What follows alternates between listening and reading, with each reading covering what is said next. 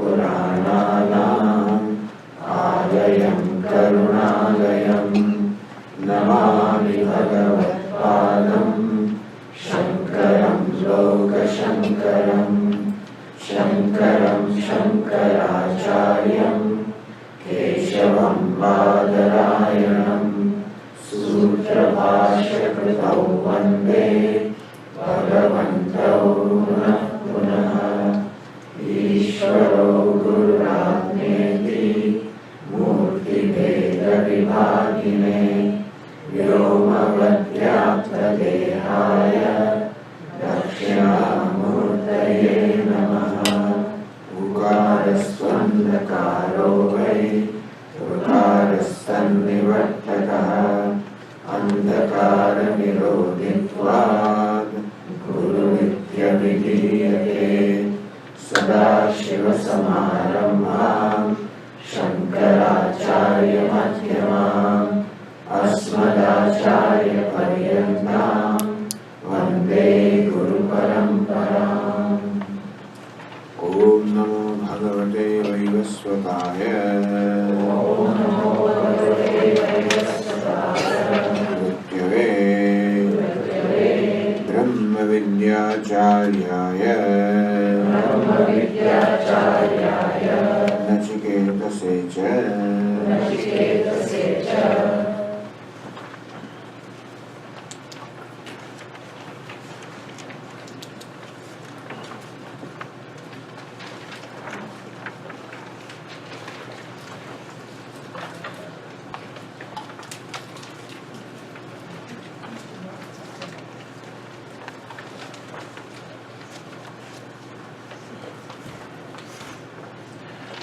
the first section concluded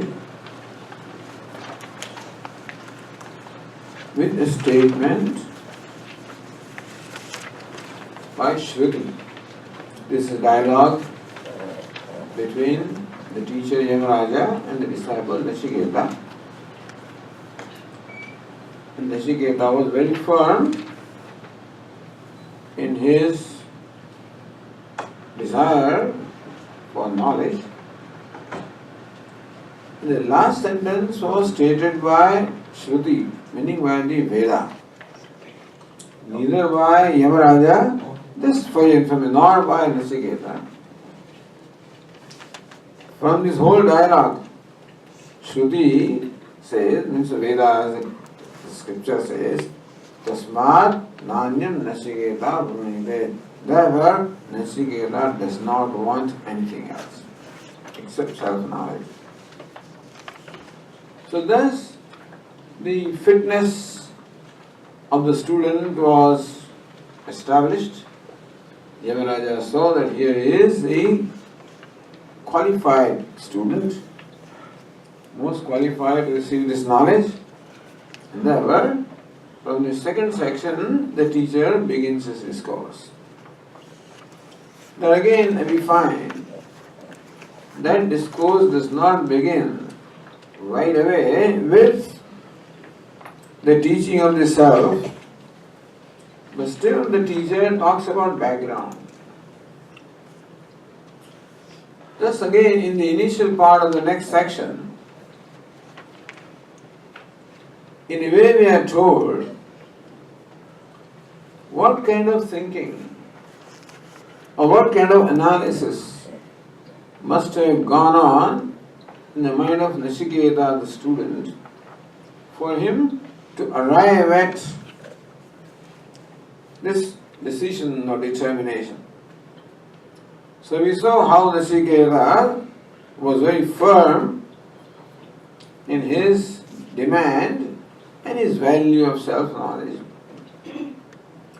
So what's the reason? What kind of process may have gone through his mind? So, Yamaraja praises Nashiketa as to what a wonderful choice he made. Because human being is endowed with a free will, the freedom to choose, and also a responsibility to make the choice. So we have the privilege of making a choice in every situation. At the same time, a responsibility to make the choice. You have to make the choice. When you are driving and you have to reach your destination, you have to make a choice. When you come to the intersection, to make a choice. Right, left, straight, which way, or there is a fork, which way to go. Similarly also in life, at every step we come across a fork. So GPS tells you make the right and slight left and stuff like that. So the scripture also serves the purpose of that kind of a thing, that there are forks all along, and that there are two choices available. Life presents before every human being, every moment, two choices. So what are they? Let us read the next verse here on the page number 4, verse number 5.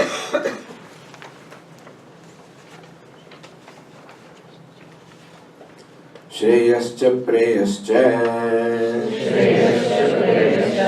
manushyametah tau samparitya vivinakti dhirah Shreyo hi dhirah abhipreyaso vrunite preyo mandah yogakshemat vrunite.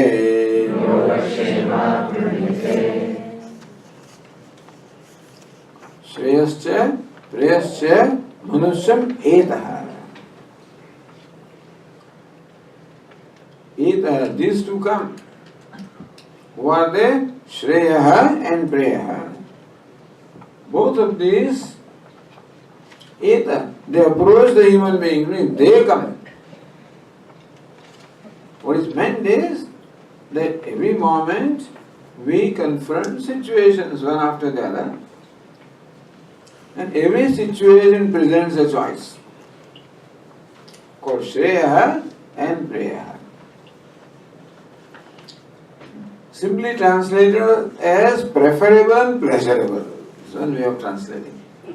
Preferable and pleasurable. Shreyaha, preferable. Preyaha, pleasurable. The word Preya comes from, in fact, Priya means more dear. And Shreya means one that is more beneficial. So something that is more beneficial to us and something that is more attractive to us. Shreya, something that is very dear to the senses, something that is attractive to the mind is one choice, and something that is healthy for the life. So healthy and tasty, or tasty. These two kind of things come before us. So both of them are happiness. Human being wants happiness. Here Upanishad says that there are two sources of happiness. Sometimes they call it two kinds of happiness, or you can say two sources of happiness. In Bhagavad Gita, Lord Krishna says, Vishendriya Sanyoga, Sanyoga or association of Vishaya, the sense object, Indriya, sense organ. So we have been gifted with 5 organs of perception and 5 corresponding objects of the world. So organ of hearing, and then corresponding object is sound. Organ of touch, corresponding object is touch. Eyes, corresponding object is color and form. Palate, the object is taste. Nose, object is smell. So 5 faculties of perception and 5 corresponding objects. Thus this correspondence is there. And therefore we experience these objects through our senses. So every moment we gain experience. Senses also get involved, our emotions also get involved. and our intellect makes a decision. So in every situation, what to choose, that decision is generally or should be made by the intellect, by thinking faculty, discriminating faculty. But sometimes it is not. Sometimes my impulse in fact overrides my right thinking and it makes me to make a choice.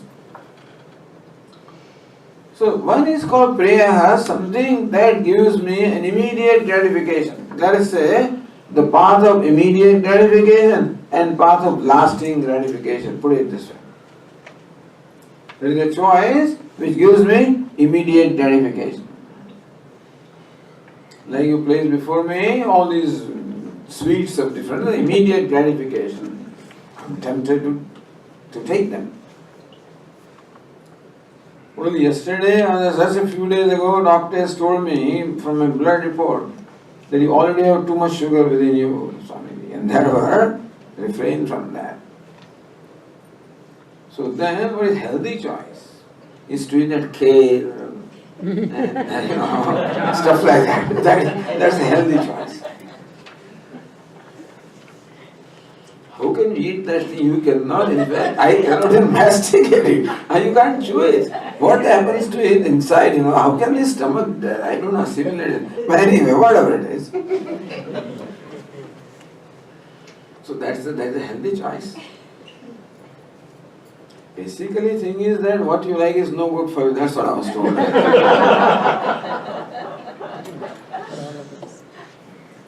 And so all these salads and this raw stuff and then sprouted mung and things. This is supposed to be the healthy choice. Absolutely bland and tasteless things.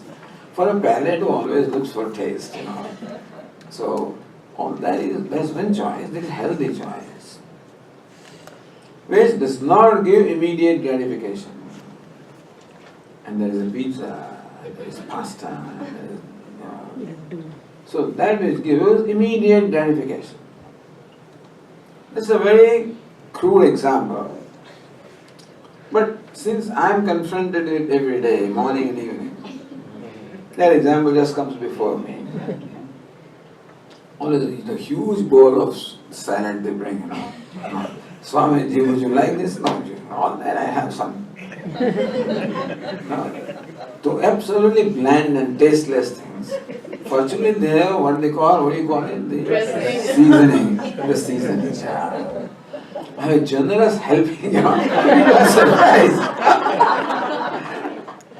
As much of that seasoning as much as the salad, so that I don't taste that thing, What I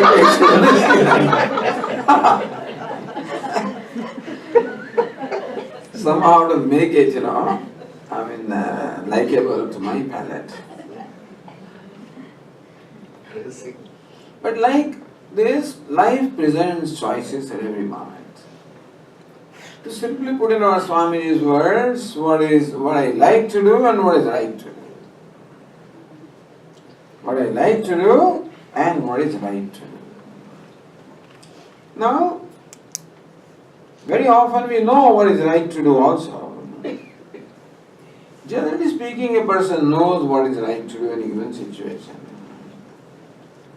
And still very often a person chooses what the person likes to do. For various reasons.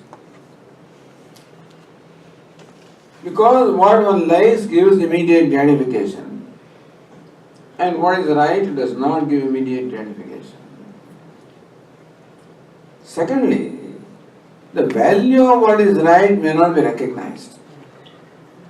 What is right is to speak truth. What is right is to be honest. What is convenient is to pick up something.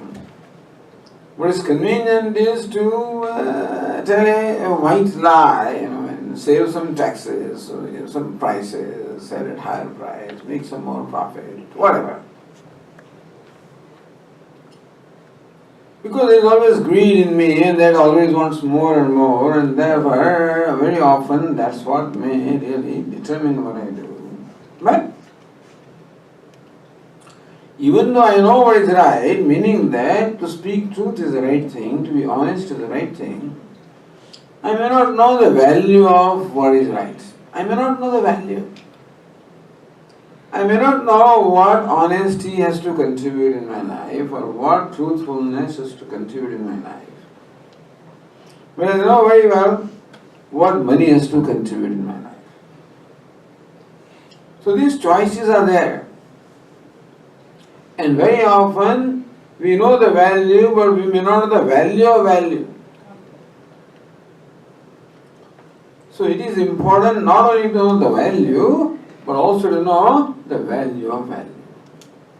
As to how a value is valuable to me. That's why in English they say, honesty is best policy. It's a very interesting sentence. Very wise sentence. Honesty is best policy, they say. Policy is something that is for my own well-being, meaning that honesty is for your own good. By being honest, understand that you are not obliging somebody, you are obliging your own self. But that should become clear to me. Usually whenever I am honest, I feel that I am obliging other people. When I am truthful, I feel I am obliging, because being honest or truthful almost invariably calls for a certain amount of letting go or sacrifice on my part. Usually following these values involves some or the other pain. Because when I make one choice, it is something that I have to give, because two mutually excluding, I cannot choose right away. I cannot be honest and dishonest at the same time. Therefore, for choosing to be honest, I have to give up dishonesty. But then dishonesty seems to have an evident advantage in terms of some money, in terms of some worldly gain. Even to save my face, either to prevent some loss from occurring or to have some gain, either way, dishonesty seems to be giving me immediate reward. And I know the value of that reward, whereas I do not know the value of honesty, what reward it gives me. And therefore a person is very often prompted or impelled to make the choice which gives immediate, gross, tangible reward. So there is tangible reward, as against there is an intangible reward which we do not understand, which an ordinary person does not understand. Shreyascha, preyascha, manusham etaha. The Shreyas, which brings about a lasting good. Preya, which seems to bring about an immediate gratification. They come before a human being in every situation. Tau sambaritya vivinakti dhiraha. Now there are two kinds of persons. One is called dhiraha. If you look at the translation, indeed the discriminative one. Dhi means buddhi or intellect. Dhi means intellect.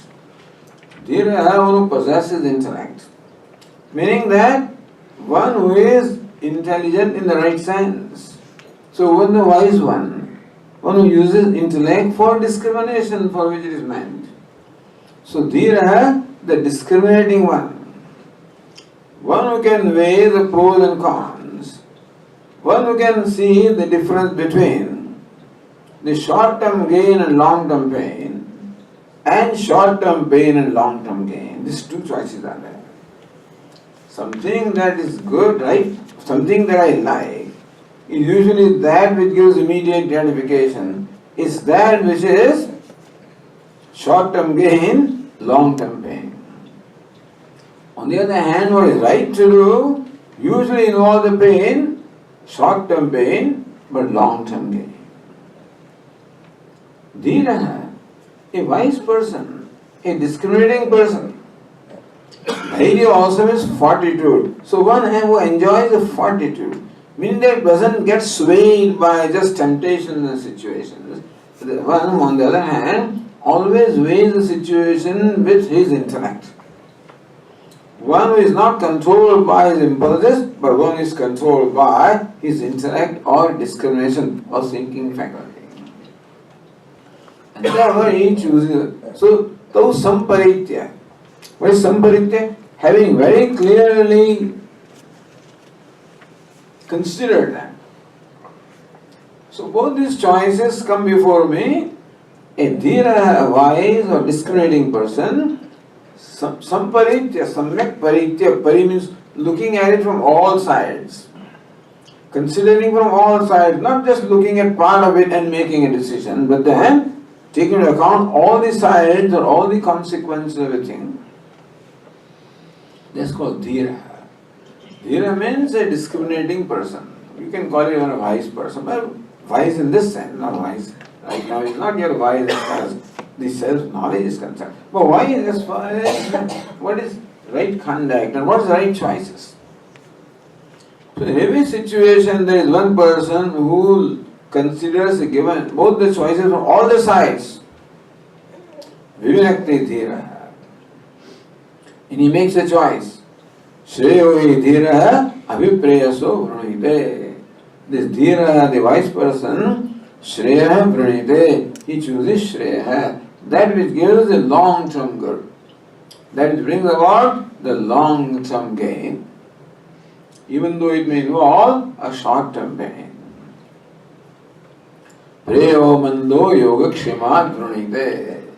Manda, a dull person. So see, Manda, an indiscriminating one. Spiritually dull-headed person, there may be a very smart fellow in the world. So the worldly sense is one thing and spiritual sense is a different thing. That person can be worldly wise and pretty smart, but he can be quite stupid. By spiritual I mean in terms of what the real benefit is. So here is this fellow called Manda. Manda means slow, dull-witted. In the sense that one who does not take his time, who doesn't have the kind of discrimination to consider the consequences of the choices, and who makes a choice as his impulse is telling. So yoga kshema dronite. Yoga and kshema. What is yoga? Gaining what I do not have is called yoga. And kshema, protecting what I have. So these are the immediate concerns that everybody has.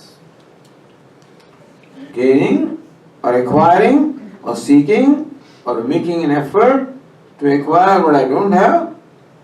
And once you get something, then protection also becomes a problem. Like living in New York City, for example, you get a new car and there's a big problem. They don't have garage, you park on the street and they change here and there. And then also you have to be watchful. Because somebody can simply take away everything. Or they take away battery, they take away all sorts of things the New Yorkers can do. So when I was visiting a friend and this person, maybe 5 minutes, 10 minutes would go and peep out. So what's happening? What are you looking? So I'm just watching my car, is it still safe or not? So it was 5th floor looking at the street where the car was parked. Because protecting what you have also is a big deal, I tell you. It's not simple. Everybody talks about retirement. So retirement is all right, but something we keep on consuming for what? For health insurance. Such a big deal, the health insurance seems such a big deal that people drag on and on with that thing, for health insurance. Protecting the health, what you have to protect also is very important and also requires a lot of effort. The idea is that not only gaining what we do not have requires effort, because nothing comes free. There is no free lunch. And therefore, it requires a lot of effort to achieve what we want. Having gained that, then to protect it. At one point, Shankaracharya says, Putradavi dhanabhajam bhiti. The wealthy person has fear from his own son. Because when you get this wealth, and they become more and more suspicious. Then why this fellow? Why does he come to me? I never showed up before. He has started, coming to me. What's the reason?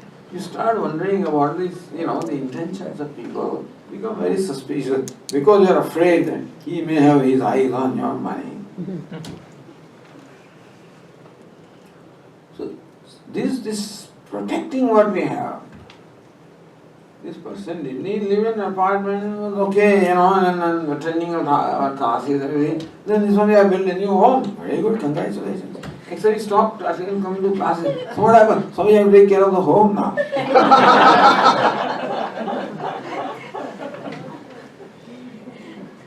So he builds the home and he gets built into the home. Because protection is important. Swami, you don't know. I said, yeah, I do not know. That's true. Because my 401k is all right, but then where is it invested and what is it, what kind of returns are given, where are they invested? This is all the time, this kind of mutual fund, this fund, that fund, Pay attention to all this stuff, Swamiji. And they were looking at the stock prices every day and look at this price and all the time checking with your accountant and where are we, what are we doing and this. Nothing, I'm not saying one should not do. All I'm saying is that all of this, requires time and energy which you could otherwise spend in.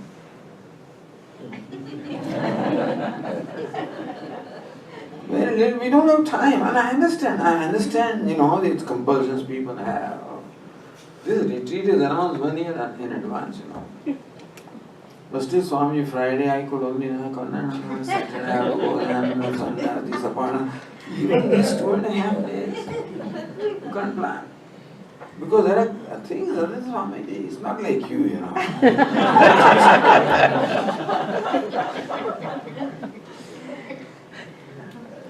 Next day, dates for evening talks are all announced, but Swami, what kind of my grandson came, my son came, my daughter came, somebody came. So let him come. No, but they came, but I must be there. Bring them here. No, that can't be. We give them some solutions, Guest, bring the guest here. So no, Swami, the guest won't come. It's very interesting. But so, protecting what we have, all of this, of course this is all samsara, no doubt about that. But this yoga and kshema. Yoga, acquiring what I do not have, that involves a lot of effort and stress and tension and conflict and competition, whatever. And then having gotten it, you think that you get to be President of the United States just like that? It's very grilling exercise for 2 years, it's sort of morning. How many thousands of miles they must have traveled, how many rallies they must have done, how much energy they have, these people, it's just amazing. Where do they get that energy? Those who became president right away, how to get re-elected? So you're protecting your position again. So all things that you do, what happens to America, God alone knows. What happens to the world, nobody knows. America is first. But whether America's interest is served or not, my interest is first. I am first. I must get re-elected. And my constituency. This is called yoga and kshema. This is kshema. Kshema means protecting what I have. It requires the same effort or even more effort. So this is called mandaha. For a person for whom this is the agenda. Person thinks that this is what life is meant for. Because my mind keeps on coming with a variety of desires and therefore, what is life? Fulfilling my desires. What is desire? Acquiring what I don't have. Then whether you like it or not, naturally what you have has to be protected and therefore yoga and kshema. This takes the whole life.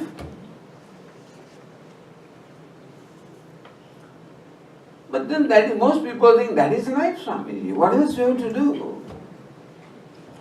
So this thing keeps a person so occupied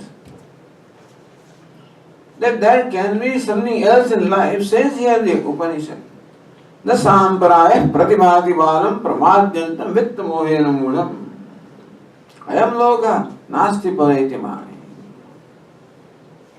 That this narrow-minded person, or this you can, whatever you want to call him, manda, non-discriminating person, think this is what life is all about. That you have that all these words are there. There is this objects of pleasure, there is this comfort and pleasure, that's the goal of life. Artha and Kama is the goal of life. Artha means, comfort, and Kama means pleasure. Says here, Kathopanishad, the Samparaya Pratibhati Balam, that the life can have something else to offer. It never occurs to these people. Why is it so? Pramadyantam, because he fails to see the obvious thing in life with the mohena mudam, because his mind is highly preoccupied with what to get next and how to protect what I have.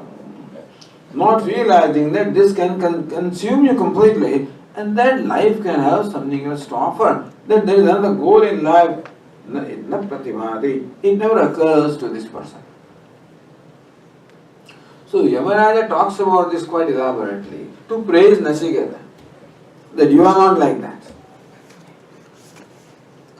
So this contrast is given here, not so much to condemn somebody. There is a lot of condemnation following this also about people who are non-discriminating. But there is no point in talking about that because they are not going to read this. They are not going to listen to it anyway. Lord Krishna also talks about sometimes out of his intolerance, and he says so many things he says, this stupid fellow, this fellow, that fellow.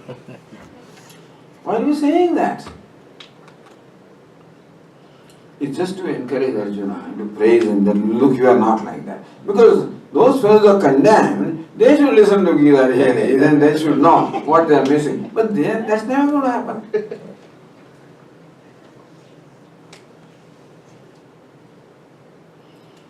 So, pramadyantam. What is pramada? Pramada means doing something other than what you should be doing. Alasya means laziness, not doing what you know you should do is called laziness. You know what should be done, should not do. You are not doing. What is pramada? You are very busy. Busy doing something other than what you should be doing. So our Swami used to give us an example, maybe in Hawaii someplace, somebody must have taken him to some kind of a zoo or what, it was some kind of a exhibition or something. And there, it's right in the beginning of itself, there was some kind of machine in Amor, which could do all kinds of motions that a human being does. I mean, it's a little like hands and these motions, and then you put $1 and then things starts, and then hands it does that, and legs it does this, all kinds of things it does, like a human being would do. It'll go on for the whole 1 minute. So Swamiji being what he is, he observed that thing. Now his mind works in a funny way. This was meant to show you how the machine works, look. He says, what did it achieve? He says, after doing all this stuff, what did it achieve? All these motions of hands and legs and this and that, what is the outcome? Nothing. So this is called pramada. So he is very busy doing nothing, doing a lot of things. At least that machine did not achieve anything, but here this fellow is doing damage to himself. That's the problem. Because when we do things that are wrong, then what happens is it leaves in us the impression of again doing wrong, and therefore there is likelihood that my mind will automatically repeat that because I am creating in my mind some patterns of thinking and choices. And more choices of that kind I make, then a time comes when without thinking I will do it habitually. And therefore, doing what is not right not only has immediate consequences but also has long-term consequences of creating the habit in me. Just like a person starts with 1 cup of tea and then a second cup of tea and then you get addicted to that, it becomes a habit. So these two persons are contrasted here. It's called Manda, a non-discriminating person. Meaning only in a spiritual sense. World-wise, this fellow may be pretty smart. And He thinks he's getting away with things. He thinks that he's successful also by the world. But then, in fact, he is wasting a very precious opportunity that the life provides. This human embodiment is not meant for pleasure and comfort. It's not meant for simply spending away in sensuous gratification. It's not meant for that.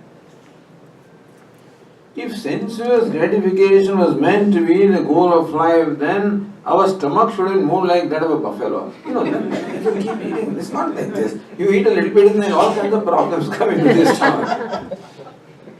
But as Swami used to call a buffalo, you know what? Stomach walking on 4 legs.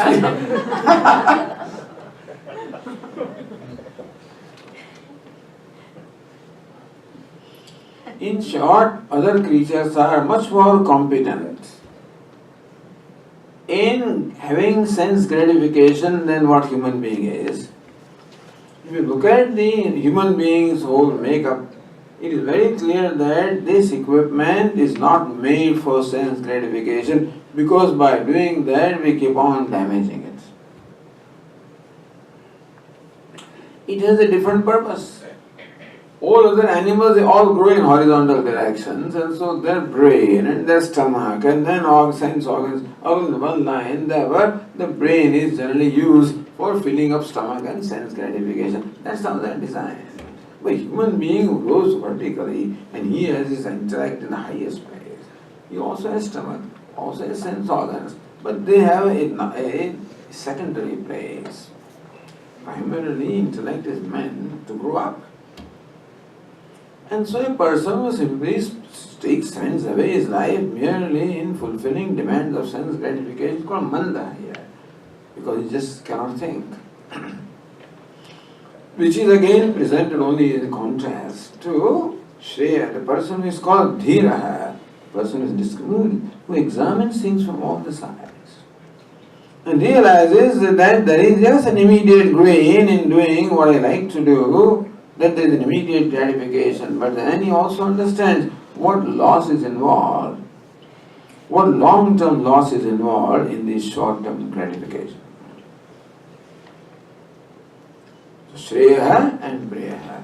What I like to do and what is right to do. What I like to do means that my doing is dictated by my likes and dislikes. So a person who acts as swayed by or prompted by the likes and dislikes, and a person who does not submit himself to the impulse of likes and dislikes, but he subdues them and does what he, because for doing what is right, it is necessary to subdue my impulse of doing what I like. In every situation, what I like will of course make itself evident to me and will want to control me. At every moment, both these forces want to control me. My ragadvesha on one hand and my discrimination on the other hand. But he is called Dhira, a discriminating person who always makes the right choice and not submit himself to the forces of raga and dvesha, likes and dislikes, or attachments and aversions. Why is this being told to Nachiketa? So that's what Yamaraja says. Thus there are two paths in life, duramete viparite vishuchi, avidyaya vidyate jnata. Here Nachiketa, there are two paths, path of ignorance and path of knowledge. Path of ignorance or path of aviveka, path of non-discrimination, an unintelligent way of living and an intelligent way of living. And says, Nachiketa, you are the intelligent person. Vidya bhivsiram Nachiketa sambhanye. Hey Nachiketa, I consider you as very fit for Vidya, the knowledge, because you are not swayed by all the temptations that are presented in your life. Meaning that life presents temptations. That is the nature of things. So when we want to make the right choices, then we are tested. Then that choice becomes more and more expensive.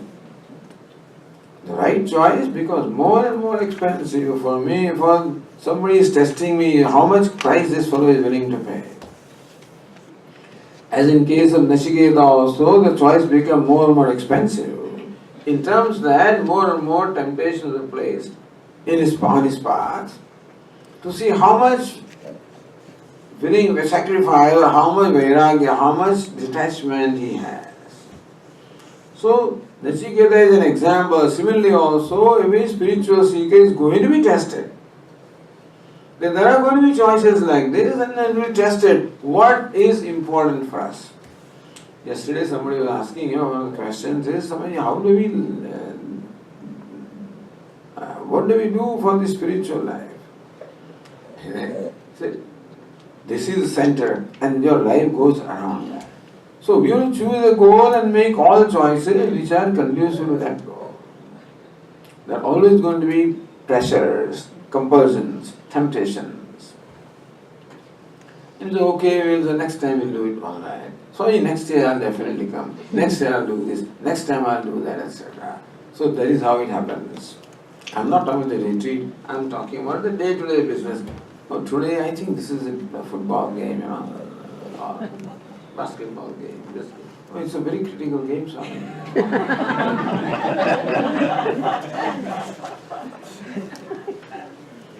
Always temptation full. In fact, as we are proceeding with our life, this world keeps on simply bombarding us with all kinds of temptations. You open anything, and immediately something pops up. You open your email, something pops up there, They know exactly what you like. Somehow they seem to know that. So you are reading, and they know what kind of articles you like, so they'll pop up. Or what kind of background you have, so that thing will pop up, some sales thing. So, meaning that the world is determined to trap you, to tempt you, to control you, because it is in their interest. Then only their business will grow, not otherwise. Meaning that as the time goes, it becomes more and more difficult to be determined to be devoted to our right choices. So, but Nachiketa did.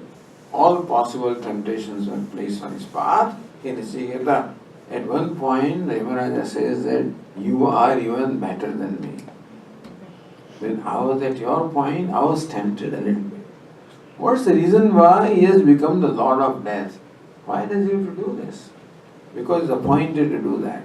So that's a technical thing. But the point is, there is a Swami, if Yamaraja is a wise person, then why is it there? Why is he born? Sometimes a wise person also is born again. Usually, moksha means end of the cycle of birth and death. But some people are born again. Not that born again Christian comes, born again, they will take birth. They may, why? Because there are some very special powers. And God wants them to be born to do His job.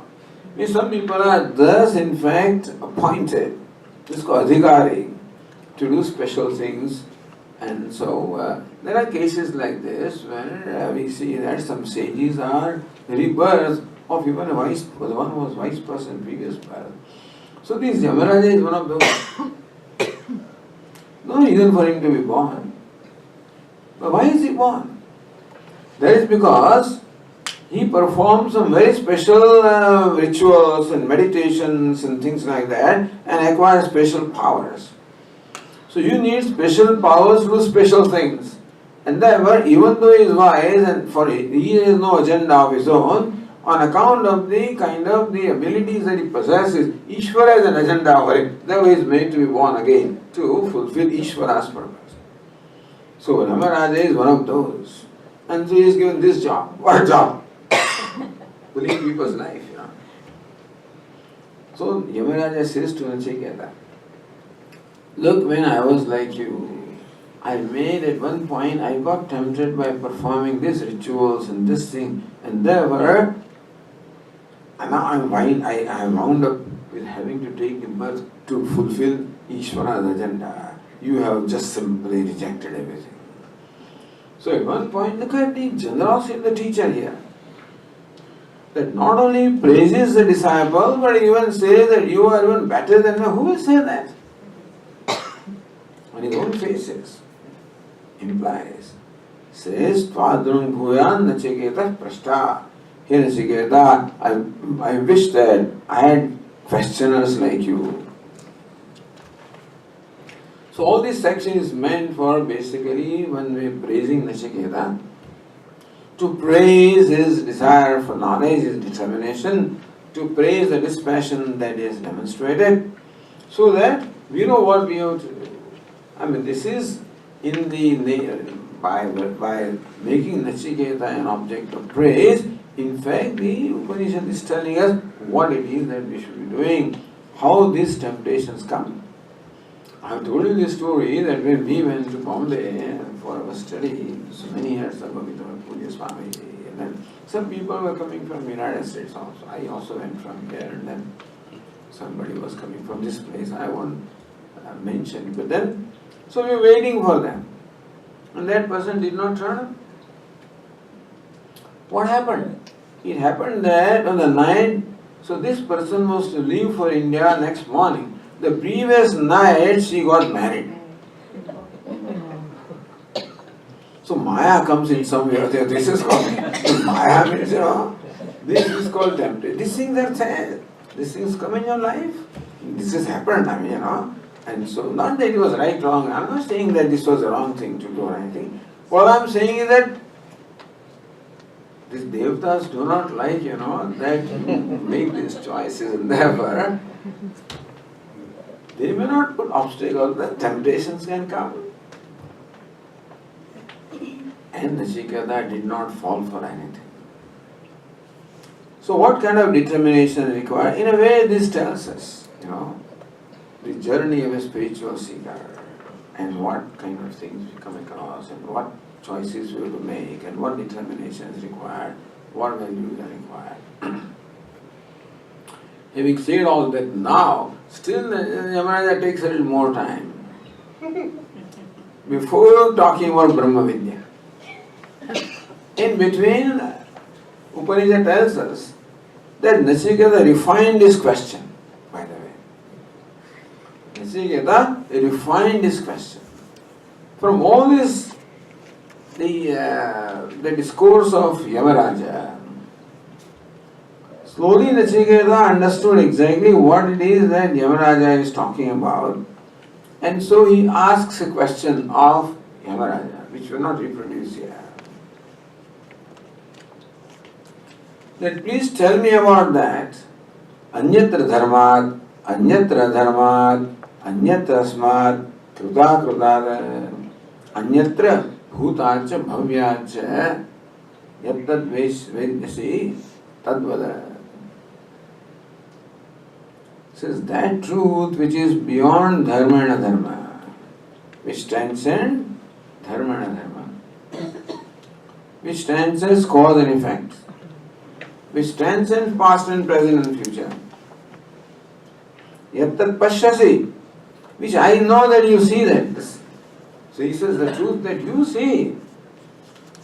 I see that you see. What truth? That which is beyond dharma and adharma. Right and wrong. Beyond cause and effect. Beyond past and present and future. Which you see. You please tell me about that. So then question is, Nachiketa is asking another question or what? He's not giving, he's asking only 3 boons. You're taking advantage of this teacher or what? But when you find that he's favorable to you, then you slowly push your other agenda. Nachiketa is quite capable of doing it. But then the commentators have explained that this is not really a different question. This is clarifying exactly what it is that he wants to know. He understood that the self that he wants to know is something that transcends everything. So, what is this truth? It says, Anyatra dharmat adharmacha, which transcends both dharma and adharma, what is right and wrong, which is righteous and unrighteous. Meaning that Satyam or ultimate reality cannot even be called dharma. cannot be called, why dharma? Cannot even be called right, as we understand. What is right? The right that we understand is something that is opposed to wrong. What is dharma? Dharma is that which is opposed to adharma. Then God, call it truth, call it God, call it Atma, self. What is his nature? His nature is righteousness. His nature is truthfulness. His nature is goodness. Goodness, yes, but not the goodness that is opposed to evil. Righteousness, yet, but not the righteousness opposed to unrighteousness. Truthfulness, yes, but not the truthfulness opposed to untruthfulness. That's what Vedanta teaches. It is not the God who is opposed to Satan or something. Where Satan is God is not. God is not opposed to. So Vedanta does not teach about God who is opposed to something. But after all, both are creations. And therefore, what is the truth? Which sustains everything. That is why, if you take any devata, like Lord Shiva for example, those who are familiar with that, with the picture of Lord Shiva, he sustains the pairs of opposites. On one hand, he has this moon is showering nectar. On the other hand, is poison in his neck. He has this Ganges emerging from his matted lock, which is the embodiment of purity. And he also wears a garland of skull, which is the most impure thing. So, if you look at this Lord Shiva's picture, you find that the two things that are totally opposed to each other, both of them is wearing. Meaning what? He is not opposed to any of them. For him, poison also is okay, nectar also is okay, skull also is okay, Ganges also is okay. Half of his body is occupied by his consort Parvati. That also is okay. And he smears his ashes on his body. When you smear the ashes, then you find out it's very irritating, burning. It's not something very pleasant. So that on one hand, and Parvati on the other hand. Meaning that he is the locus of all pairs of opposites. Meaning that he is not opposed to anything. Truth cannot be opposed to anything. What truth? Absolute truth. So truth that is opposed to false is what we call relative truth. That's called Vyavaharika Satta. That is in the objective reality. But what we call Paramarthika Satta, all that is transcendental, the absolute reality is not opposed to anything. Everything goes. Dharma is okay, adharma also is alright. See, that is why we have two pictures of God. There is this Vishnu, Lord Vishnu is a protector. One picture is, he is quietly lying down in his serpent bed, in the midst of the ocean, in his half sleep, Yoga Nidra. He is supposed to be protector of the world, and all kinds of stuff is happening here on the earth. There are all kinds of demons and rakshasas and creating so much torture and so much havoc. He is sleeping. That means what? It is almost all right for him. So then what you need to do, these devatas go to him and pray to him. That, look Lord, what is happening in the earth? All these demons are creating havoc. It has become impossible for the righteous people to live now. Do something. He says, okay, then divine voice comes, then I will take incarnation. So then that God, Lord, becomes incarnated as Krishna or Rama or somebody, And then he is opposed to the demons. Paritranaya sadhunam vinashaya. Lord Krishna says that my role is to protect the good and destroy the wicked. In that role, he doesn't destroy anybody. He's not unopposed. So that represents absolute reality. Then only when it becomes this relative reality, then only it can be opposed. So first, of course, you have to, Swami, that's good, thank you told us that. Because there's no point in following dharma. After all, you have to transcend that stuff, What's the use of dharma and righteousness? Why are you talking about these values? Because they all transcend everything. That's what Mahabharata says. Teja dharmam adharmam cha. Ube satyan vrute teja. Ube satyan vrute tyaktva. Yena says, the teacher says to the disciple. The teacher, his father also, says to his disciple's son. Teja dharmam adharmam cha. You have dharma and adharma. You have both. Ube satyan vrute teja. You have both truth and false. You have both of them.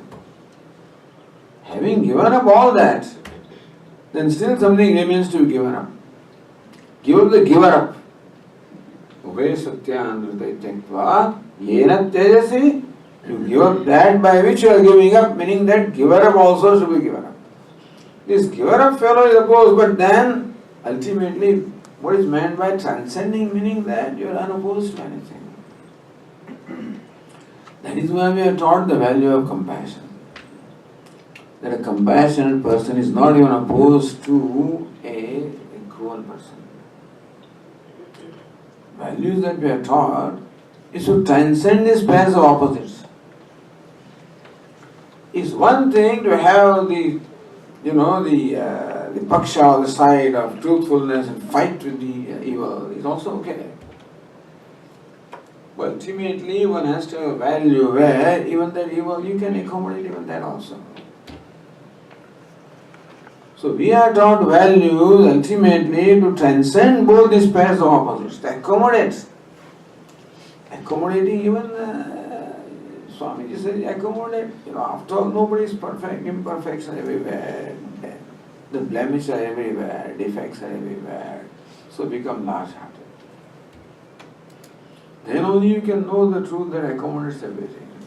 Because ultimate truth accommodates everything, isn't it? He has created everything. After all, the demons, who has created? He himself created. Why are they there in the first place? Because everybody has a place. Everything is required for running this universe. So, Nachiketa asks for that truth, which transcends the time, which transcends the place, which transcends the right and wrong. Please teach me that. That happens to be, called Brahman. That's called God. And where is that God? Where is that God that transcends everything? Where is He? Is up there? Where is He? Within ourselves. Vedanta teaches that it is your own self. So that is how the self has to be known. And therefore this background is given. That Nachiketa refined this question. Not that it asks another question. Otherwise Yamaraja says, wait a minute, that's not in our contract.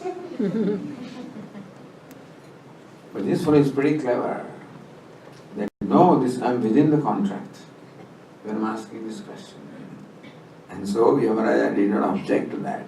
And then proceeded to now with the tea. But then one more step comes before he actually starts teaching giving the knowledge of self.